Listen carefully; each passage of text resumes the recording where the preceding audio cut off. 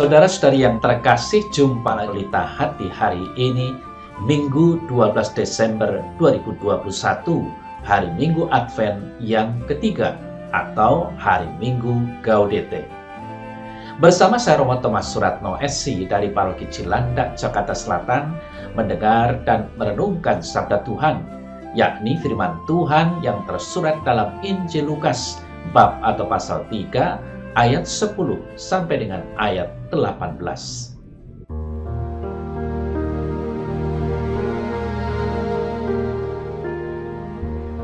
Ketika Yohanes Pembaptis mewartakan pertobatan, orang banyak bertanya kepadanya, "Jika demikian, apakah yang harus kami perbuat?" Jawab Yohanes, "Barang siapa mempunyai 2 helai baju, hendaklah ia membaginya dengan yang tidak punya. Dan barang siapa mempunyai makanan, hendaklah ia berbuat demikian juga." Pada waktu itu datang juga pemungut-pemungut cukai untuk dibaptis. Dan mereka bertanya kepada Yohanes, "Guru, apakah yang harus kami perbuat?" Jawab Yohanes, "Jangan menagih lebih banyak dari yang telah ditentukan."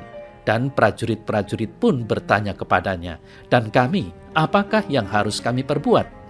Jawab Yohanes kepada mereka, "Jangan merampas dan jangan memeras, dan cukupkanlah dirimu dengan gajimu." Tetapi orang banyak itu sedang menanti dan berharap, dan semuanya bertanya dalam hati tentang Yohanes, kalau-kalau ia adalah Mesias. Karena itu Yohanes berkata kepada semua orang itu, "Aku membaptis kamu dengan air, tetapi ia yang lebih berkuasa daripada aku masih akan datang, dan membuka tali kasutnya pun aku tidak layak. Ia akan membaptis kamu dengan Roh Kudus dan dengan api. Alat penampi sudah ada di tangannya. Ia akan membersihkan tempat pengirikannya untuk mengumpulkan gandum ke dalam lumbungnya. Tetapi debu jerami akan dibakarnya dalam api yang tidak terpadamkan." Dan banyak nasihat lain, Yohanes memberitakan Injil kepada orang banyak.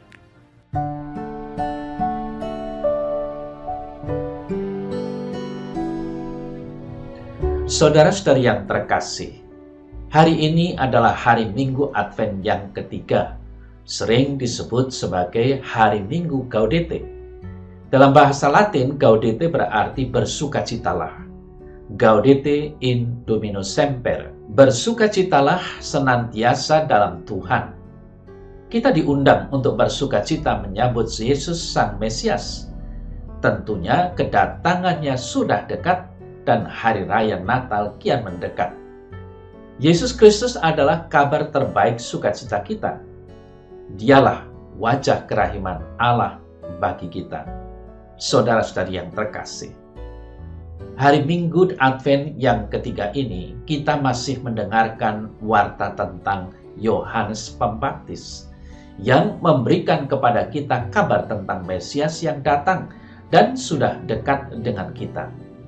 Allah sendiri telah menjanjikan kepada umat-Nya dan kepada kita bahwa akan mengutus Sang Juru Selamat yang akan menyelamatkan kita dari dosa-dosa kita dan membebaskan kita dari penindasan, memenuhi kita dengan sukacita kehadirannya, dan membawa kita ke dalam kerajaan-Nya yang abadi penuh damai dan kebenaran.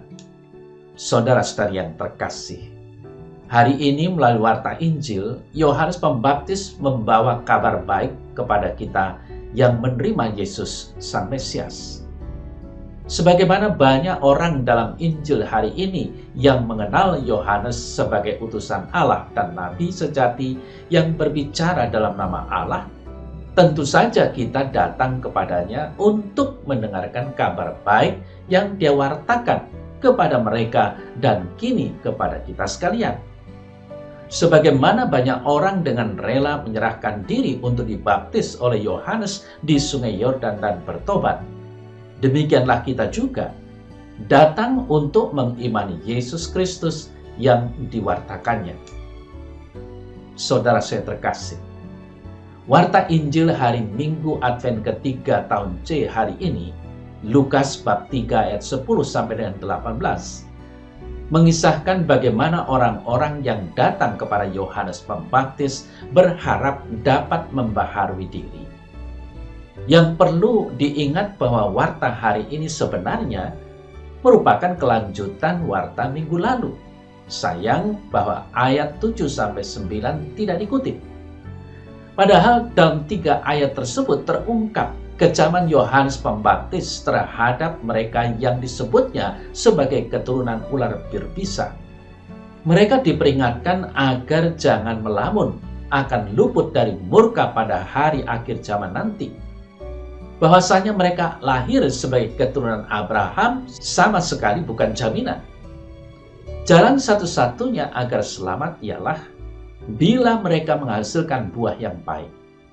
Bila tidak, mereka ibarat pohon yang akan ditebang dan dimusnahkan dengan api. Mendengar kata-kata Yohanes tadi, saudara-saudari yang terkasih, orang-orang mulai gelisah lalu minta dibaptis olehnya sambil menyatakan niat mau memperbaharui diri. Waktu itu baptisan lazim dilakukan sebagai ungkapan niat membaharui diri di hadapan seorang guru yang dihargai. Ada macam-macam kelompok, orang kaya, pemungut cukai, dan tentara. Meskipun termasuk kaum terhormat dalam masyarakat, mereka sering dianggap sudah terlampau jauh terpisah dari kehidupan orang Yahudi yang beragama. Mereka dinilai sebagai kaum egois, orang-orang kemaruk, dan kawanan pemeras. Namun demikian, dalam Injil Lukas digambarkan sebagai orang-orang yang biasanya dianggap sudah tak tertolong lagi itu masih mempunyai kesempatan. Dan digambarkan sebagai orang-orang yang dengan rendah hati bertanya, apakah yang harus kami perbuat? Tentunya pertanyaan ini juga sering timbul dalam lubuk hati banyak orang, juga dalam batin kita. Saudara terkasih, cara-cara memperbaiki diri yang dianjurkan Yohanes sejalan dengan kehidupan masing-masing. Yang serba berkecukupan dianjurkan berbagi kelebihan dengan orang lain. Yang mempunyai wewenang menarik pajak hendaknya belajar berlaku jujur. Yang memiliki kekuasaan, senjata, dan organisasi dapat belajar agar tidak mempraktekkan kekerasan.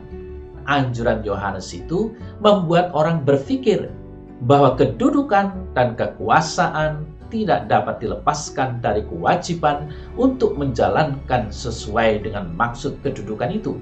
Begitu pula kelebihan material menuntut pengamalan, bukan penimbunan belaka. Inilah prinsip penalaran moral yang berlaku di mana-mana dan kapan saja. Saudara-saudari yang terkasih, dalam warta Injil minggu yang lalu, Minggu Advent yang kedua, kita mendengar Yohanes mewartakan baptisan tobat demi pengampunan dosa. Ia mendekatkan orang kepada kekuatan-kekuatan ilahi yang memberi hiburan, dan karena itu orang dapat mulai berharap dan mencari arah baru yang segar. Orang baru bisa berharap bila pernah mengalami penghiburan bahwa ada kemungkinan untuk itu. Nah, warta kitab suci menekankan adanya penghiburan dari atas sebagai dasar harapan sejati. Namun, intinya tetaplah pertobatan yang diharapkan. Saudara saya terkasih, dalam tahap tertentu, kekuatan-kekuatan ilahi itu bukan hanya pesona yang menghibur, tetapi juga membuat orang tergetar. Perjumpaan dengan yang ilahi sering dialami orang sebagai yang mengejutkan, sebagai keberdosaan yang menyakitkan, yang mencemaskan. Kecaman yang sebelumnya diutarakan Yohanes dalam Lukas bab 3 ayat 7-9 menyadarkan orang akan dimensi ini. Akan tetapi, kata-kata tajam Yohanes itu ditujukan bagi orang yang sudah mulai mencari arah baru. Dengan kata lain, sudah mulai bertobat. Maka mereka itu sudah terhibur dan memiliki harapan. Saudara-saudari yang terkasih, tahapan selanjutnya ialah sikap bertanya apa yang harus dikerjakan, seperti terungkap dalam Injil kali ini.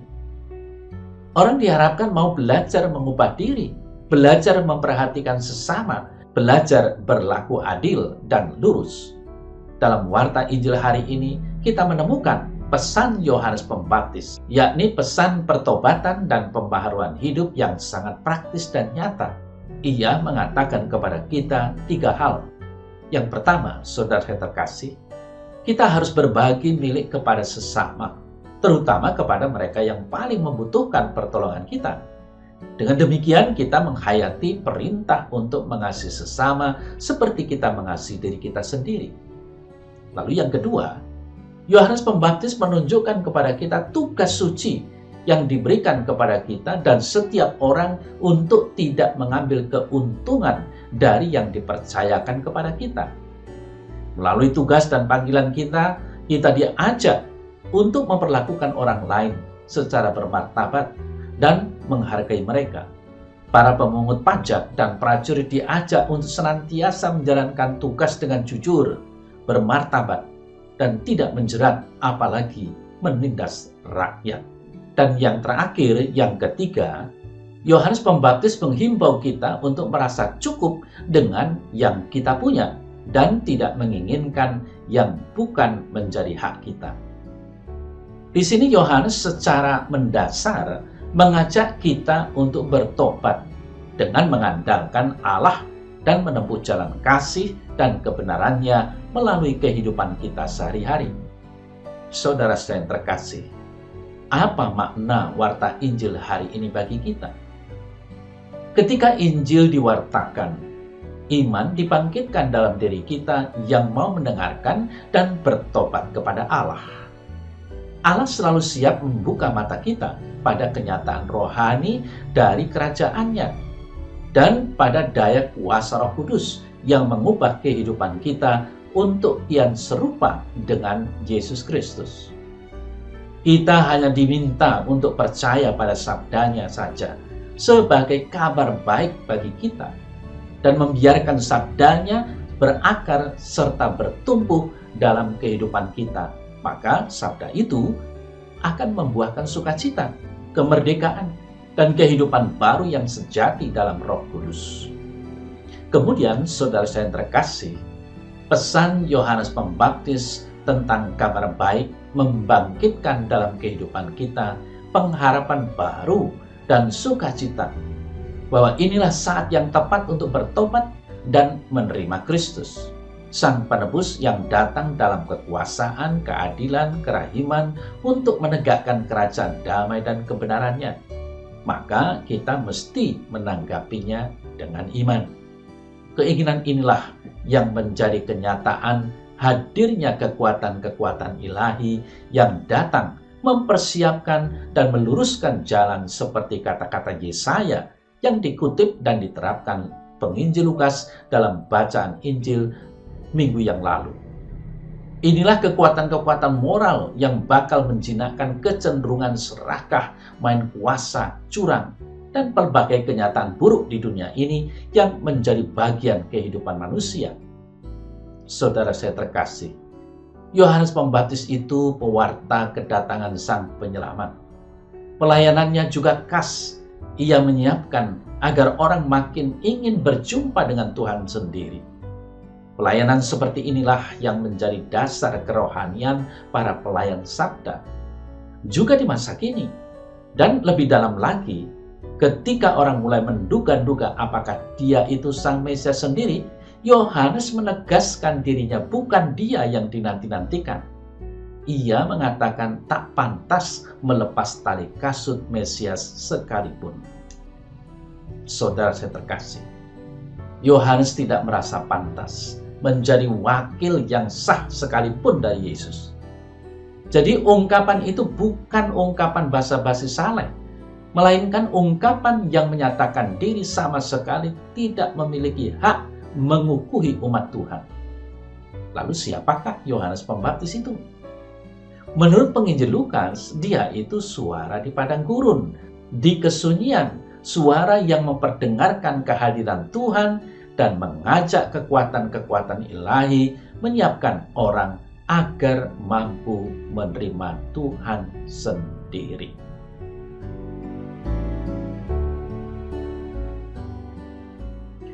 Dalam nama Bapa dan Putra dan Roh Kudus. Amin. Ya Tuhan Yesus, baptisan kami membawa pembaharuan hidup dan membuahkan kehidupan baru, serta memasukkan kami dalam kerajaan Allah sebagai putra-putranya yang terkasih. Engkau selalu siap sedia memberi kami api Roh Kudus-Mu, hingga kami memancarkan sukacita Injil kepada dunia yang sungguh membutuhkan cahaya dan kebenaran-Mu. Seperti Yohanes Pembaptis, kami juga dipanggil dan tergerak untuk bersaksi tentang cahaya dan kebenaran-Mu. Semoga kami membawa sesama kami kepadamu melalui cara kami berbicara dan bertindak, kini dan selamanya. Amin. Dalam nama Bapa dan Putra dan Roh Kudus. Amin.